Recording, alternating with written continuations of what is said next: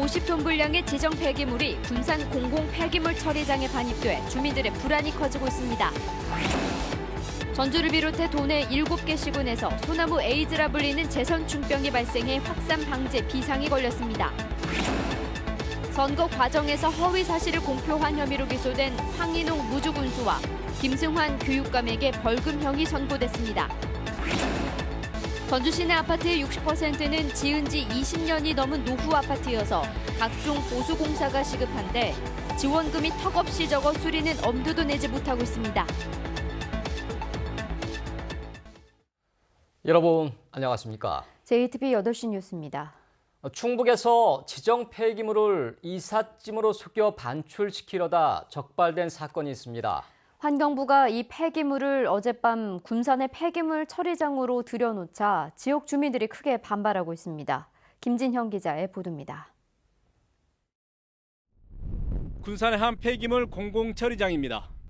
마당에 폐유와 유리섬유 등 지정 폐기물이 산더미처럼 쌓였습니다. 어젯밤부터 오늘 새벽 사이에 충북에서 화물차에 실려왔습니다.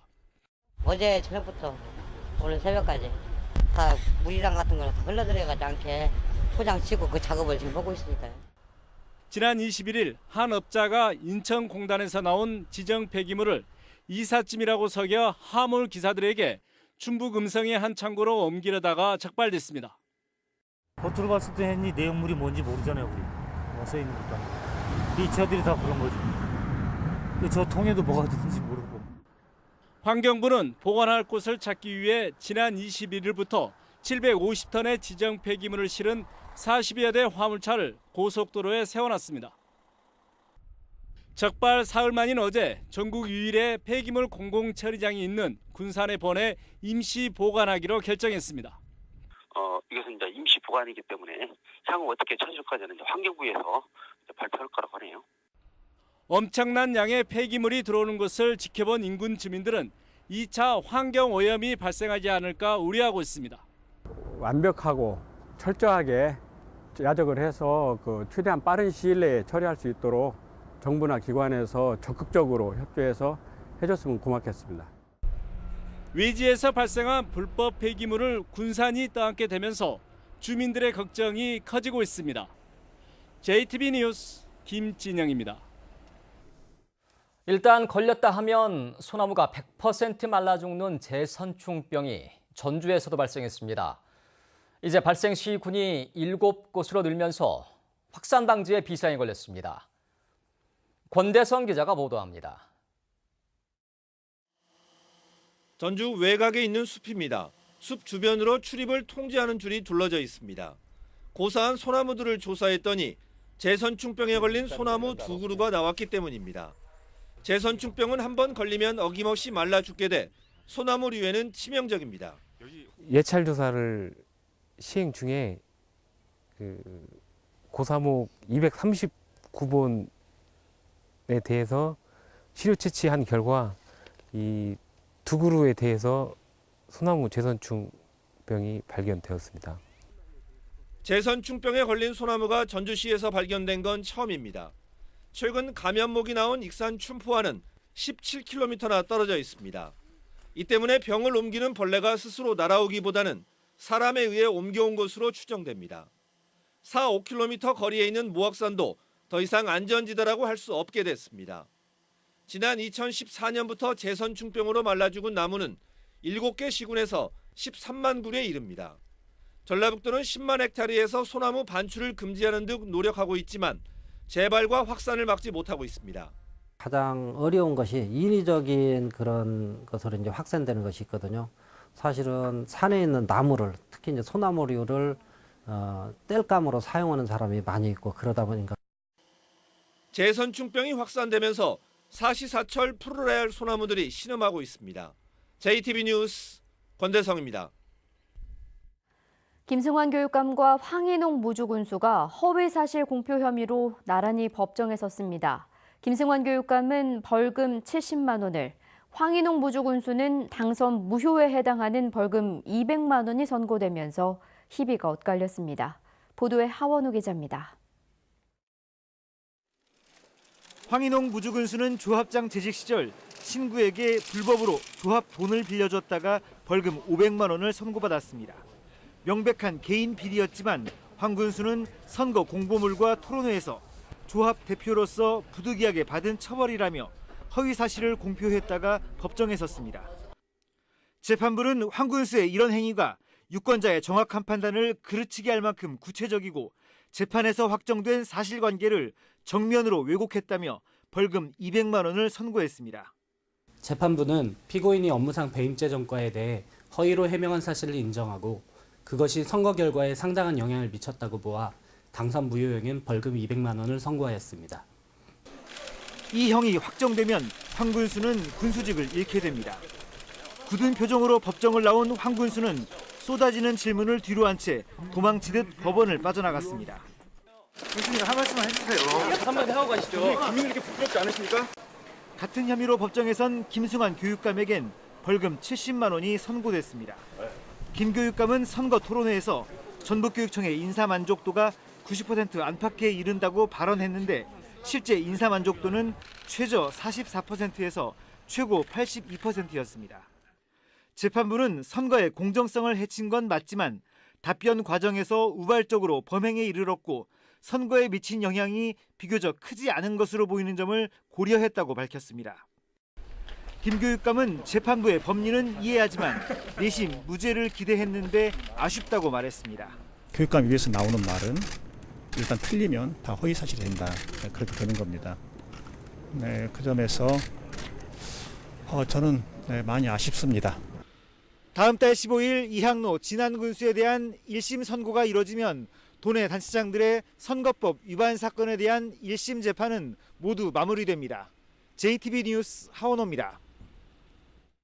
검찰이 1심에서 무죄가 선고된 송하진 전라북도지사의 선거법 위반 사건을 항소했습니다. 전주지검은 송 지사의 공직선거법 위반 사건에 대한 1심 판결이 사실 오인과 법리 오해 등의 이유가 있어 항소했다고 밝혔습니다. 송 지사는 지난해 2월 2년의 노력 끝에 세계 잼버리 대회를 유치시켰다는 내용의 동영상 주소가 적힌 문자 메시지 40만 통을 도민들에게 전송한 혐의로 기소됐지만 1심 재판부는 의례적인 명절 인사를 넘어 선거를 위해 자신의 업적을 홍보했다고 보기 어렵다며 무죄를 선고했습니다. 전라북도 감사 결과 부안군이 승진 인사를 부적정하게 처리하고 기초생활수급자 관리를 소홀히 한 것으로 드러났습니다. 또한 소하천 정비와 보행 환경 개선 사업 등을 규정에 맞지 않게 추진한 것으로 확인됐습니다. 전라북도는 부안군에 대한 종합감사에서 이 같은 사항을 32건 적발하고 공무원 27명을 훈계하고 17억 1천만 원을 회수하거나 추징할 것을 부안군에 요구했습니다. 전주의 아파트 10곳 가운데 6곳은 지은 지 20년이 넘은 노후 아파트입니다. 당장 보수공사가 급하지만 아파트 관리비만으론 엄두도 낼 수 없는 형편입니다. 주혜인 기자가 보도합니다. 아파트 경로당 벽에 누런 자국과 함께 까맣게 곰팡이가 피었습니다. 벌써 2년째 비만 오면 천장에서 새는 물 때문에 콘센트가 젖어 전기용품 사용은 꿈도 못 꿉니다. 비 많이 오면 에어컨도 못 틀지. 여기 다 전부 다 텔레비도 못 틀지. 그게 우리 여름이면 죽겠다는 게 비만 오면 못 나와. 못 있어 여가 부서서. 지은 지 28년이나 된 탓에 옥상 바닥은 곳곳이 갈라졌습니다. 페인트가 벗겨지고 일부가 부서진 곳도 많습니다. 옥상 하나만 고치는데도 2억 원이 넘게 들어가지만 주민들이 내는 관리비로는 엄두도 내지 못합니다. 형편이 어려운 독거노인들이 적지 않아 관리비도 제대로 거치지 않습니다. 장기 수당금이라 좀 받는데 그것까지는 도저히 뭐 1, 2년에 걷어가지고는 안 되고 뭐 몇 년 걷어야 돈 몇 천만 원 걷어지는데 그걸 우리가 할 수가 없습니다. 전주의 공동주택 560여 곳 가운데 지은 지 20년이 넘는 공동주택은 360여 곳으로 절반이 넘는 상황. 하지만 전주시에서 보수 지원금을 받는 곳은 1년에 10%도 안 됩니다. 전주시가 2006년부터 지원금을 주고 있지만 신청은 5년에 한 번만 가능하고 지원 금액도 2천만 원밖에 되지 않습니다. 5년 이내에는 다시 지원을 할 수가 없어요. 그래서 그런 혜택을 누리기에 조금 부족한 부분이 있고요. 좀 오래전에 세워진 계획이기 때문에 지금 현재 현황에 맞춰서 3천 정도로 올라야 되지 않는가. 노후 아파트가 갈수록 늘어나는 만큼 현실에 맞게 지원 대상과 금액을 단계적으로 확대해야 한다는 지적이 나오고 있습니다. JTB 뉴스 주혜인입니다. 임실의 토양 정업체와 관련된 토양환경보전법 개정안에 대해서 다음 달부터 국회에서 본격적인 심사가 진행됩니다. 국회 이영호 의원은 환경업체가 임실에 들어서지만 인허가권은 법인주 소지인 광주시가 쥐고 있는 점이 불합리하다는데 상임위원장과 수석 전문위원, 환경부가 모두 공감한 만큼 개정안 통과에 일단 우호적인 분위기가 조성됐다고 밝혔습니다. 이영호 의원과 임실구는 법안에 경과 규정을 두거나 가능한 모든 행정 조치를 동원해서 해당 업체의 운영을 막는 방안을 검토할 계획입니다. 오염 토양 반입 정화시설 퇴출 목표로 광주시장 부당 행정행위 척결을 위한 임실군민 대책위원회가 출범했습니다. 기존 혐오시설 반대투쟁위원회에서 임실군과 정읍시 80개 사회단체로 외연을 확대한 대책위원회는 조만간 대규모 집회를 가질 예정입니다. 또한 광주광역시를 항의 방문하는 등 정화시설이 퇴출될 때까지 싸우겠다고 밝혔습니다. 순창군 쌍치면 주민 200여 명은 전북도청에서 집회를 갖고 생수 브랜드인 순창샘물의 생산 허가를 취소해야 한다고 주장했습니다. 주민들은 지난 97년부터 이 업체가 쌍치면에서 생수를 생산하면서 지하수가 고갈돼 영농과 일상생활에 큰 어려움을 겪고 있는데도 하루 취수량을 560톤에서 2배로 늘리는 것을 추진하고 있다고 비난했습니다. 이들은 5년 단위로 허가를 연장할 때마다 실시했던 용역 결과를 공개하고 업체 측 환경영향심사에 주민 대표와 함께 주민이 추천하는 전문가를 참여시켜 줄 것을 촉구했습니다. 지난 100년 동안 우리나라 근현대 미술을 대표하는 작가들의 작품이 한자리에 모였습니다. 해마다 한 번씩 30년을 이어온 3인전도 소개해드립니다. 정원익 기자입니다. 우리나라 최초의 여성 서양화가 나예성, 근대 서양화의 양대 거목 박수근과 이중섭, 세계적인 비디오 아티스트 백남준까지 조선이 서양 미술을 받아들이기 시작한 1900년 이후부터 100년 동안 시대를 상징하는 명작들이 한자리에 모였습니다. 쉽게 접할 수 없는 한국화와 조각, 미디어 작품 등 70여 점이 관람객들을 사로잡을 예정입니다.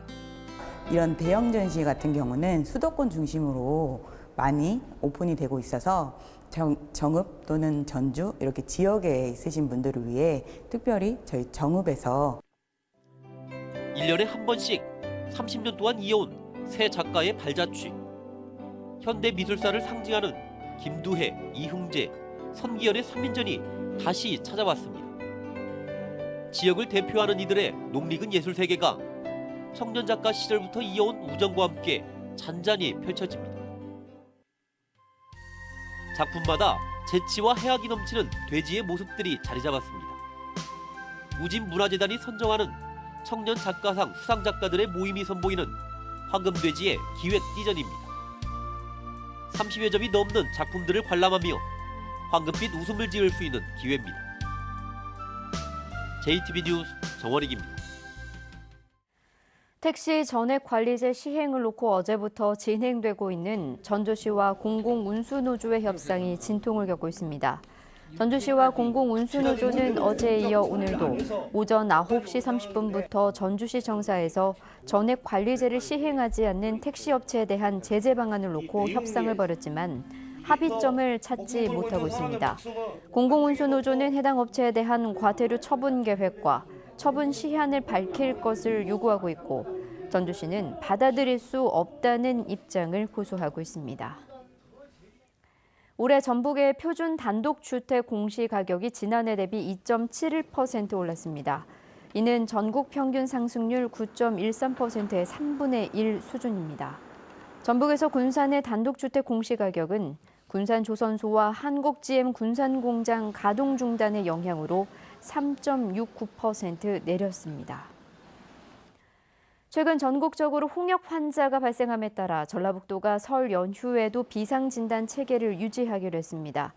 전라북도 보건환경연구원은 대구와 경북, 경기에서 홍역 환자가 계속 발생하고 해외에서 홍역이 유행함에 따라 설 연휴에도 비상진단 체계를 유지해 홍역 의심 환자가 발생하면 신속하게 검사하고 결과를 통보하기로 했습니다.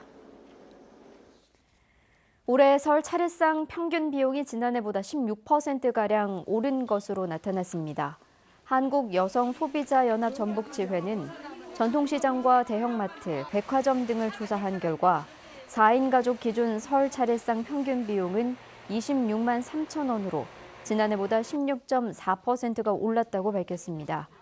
전통시장이 22만 2천 원으로 가장 저렴하게 나타난 가운데 대형마트는 26만 7천 원, 중소형 마트 27만 1천 원, 백화점은 29만 3천 원으로 조사됐습니다. 중국 단체 관광객 150여 명이 오늘 JTBC 전주 방송을 찾아 방송시설을 견학했습니다. 이들 중국 관광객은 지난해 중국 청도에서 열린 전라북도 관광설명회를 통해 청소년 교육 여행 상품에 가입하고 어제 군산항에 들어왔습니다.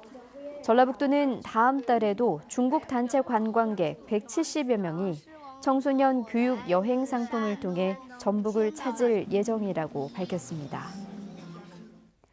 오늘 밤부터 기온이 떨어지면서 무주, 진안, 장수 등 3개 시군에는 밤 11시부터 한파주의보가 내려지겠습니다. 서해안에는 오후부터 밤사이 눈발이 날리는 곳이 있겠습니다. 주말인 내일은 기온이 큰 폭으로 떨어지고 바람이 강하게 불면서 춥겠습니다. 아침 최저기온은 영하 10도를 밑돌겠고 낮 최고기온도 1도에서 3도에 그치겠습니다. 미세먼지 농도는 보통 수준이 예상됩니다. 휴일인 모레 낮부터 다시 기온이 오르면서 추위는 물러날 것으로 보입니다.